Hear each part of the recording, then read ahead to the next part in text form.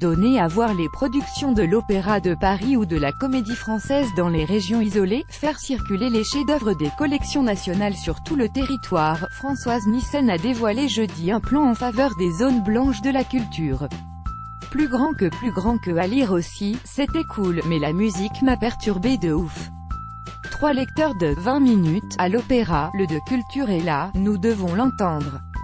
Les droits culturels ne sont pas des droits accessoires, a dit la ministre de la Culture lors d'une déclaration au parc de la Villette. Culture près de chez vous, le maillage du territoire est déjà considérable, mais selon une cartographie par bassin de vie établie par le ministère, on peut repérer des zones blanches du service public, 86 au total. Comptant moins d'un équipement culturel pour 10 000 habitants, elles sont désormais qualifiées de « territoire culturel prioritaire ».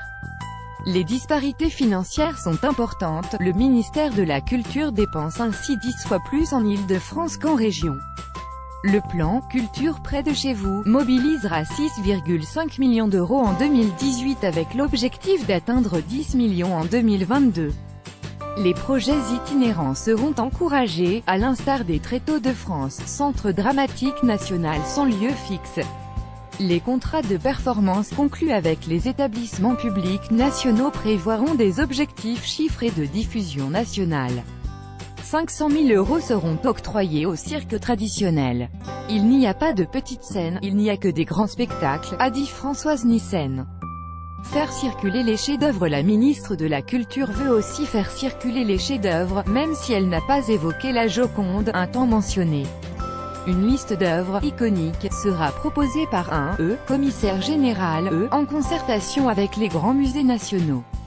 Plus grand que à lire aussi, comment la nuit européenne des musées va vous faire rater, on n'est pas couché, le catalogue de ces œuvres destinées à circuler dans les territoires, au sein de lieux d'accueil muséaux ou non muséaux, sera présenté à l'occasion de la nuit européenne des musées le 19 mai prochain. Le plan vise aussi à développer des expositions événementielles dans des lieux autres que des musées, sur le modèle de « Un jour une œuvre » conçu par le Centre Pompidou. Une œuvre majeure est présentée gratuitement au public pendant une journée, en région francilienne dans une maison associative, une salle des fêtes, un centre commercial.